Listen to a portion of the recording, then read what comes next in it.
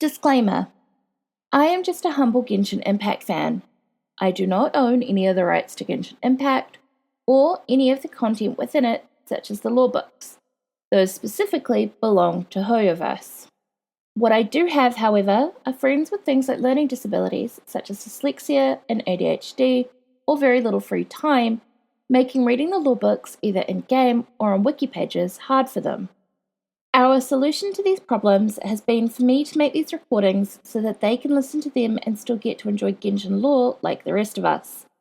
I have chosen to upload these recordings to YouTube as a way of sharing them with other fans within the community who might be in similar situations.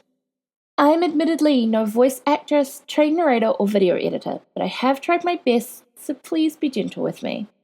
Therefore, without further ado, let's get into today's story. Stone Tablet Compilations, Volume 1.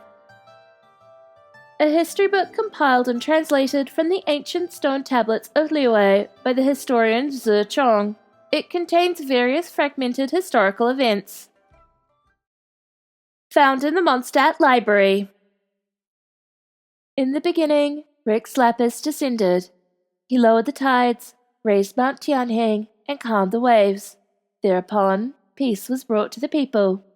They cut into the mountain and found jade. They bored through the rock and made tunnels, and they piled up stones and built a settlement. It is written that the jade from the bowels of the mountain is that which glows, hence why they named it Shanhui Fort. In that time, all the people of Tianheng derived their livelihood from the mines. All prospered from them, and none knew poverty within a 1,000-mile radius. Better known today as Shanhui Rock, which is often simplified to Mountain Rock, thereby stripping the name of most of its original meaning. Guizhong, the Lord of Dust, was an ally to the Lord of Rock.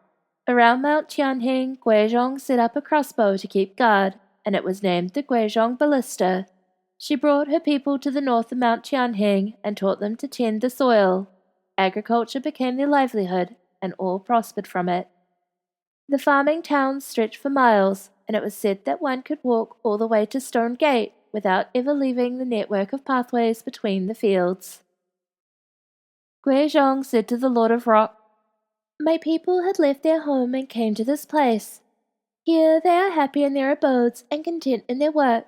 Thus it is as if they have returned home. Hence, what a better name to call this place than the plains of the returning and departing."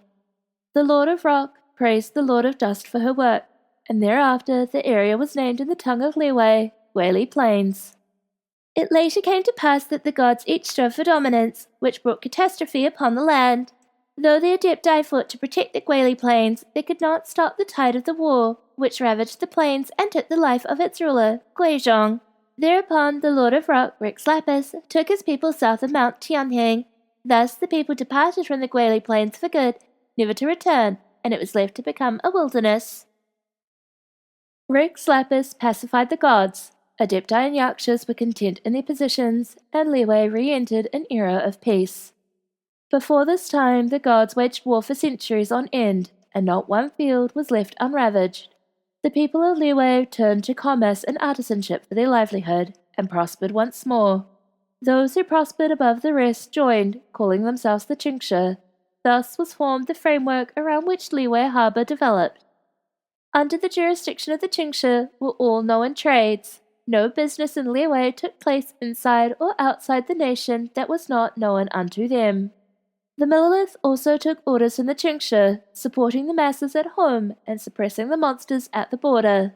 Thus became the nature of Liyue's governance under Rex Lapis. Other information. This book was originally released in version 1.0, but in version 1.5 it was updated so that all occurrences of Rock King in the original Chinese text had their English translation standardized to Lord of Rock, instead of being inconsistently translated as both Lord of Rock and Lord of Geo. Shanhui Fort, or Mountain Splendor Fort, had the Chinese character for fort simplified into the character for rock, turning the name into Shanhui Rock. People then dropped the character for splendor, resulting in the name becoming Mountain Rock.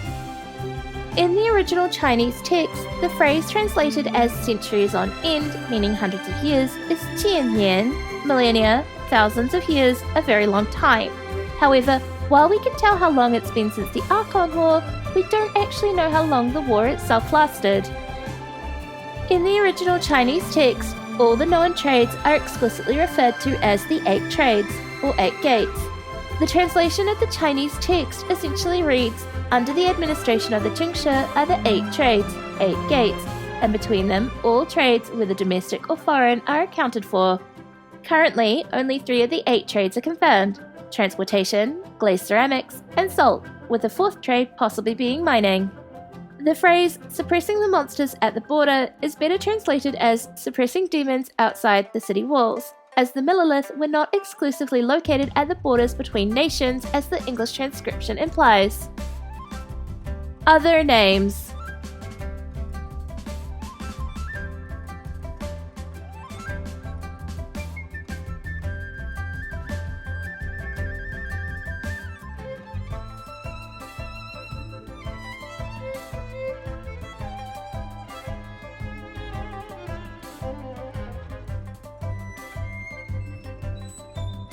Sources.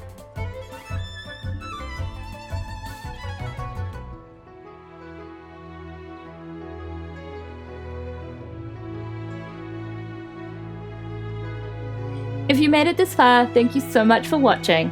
Ad Astra Abyssosque.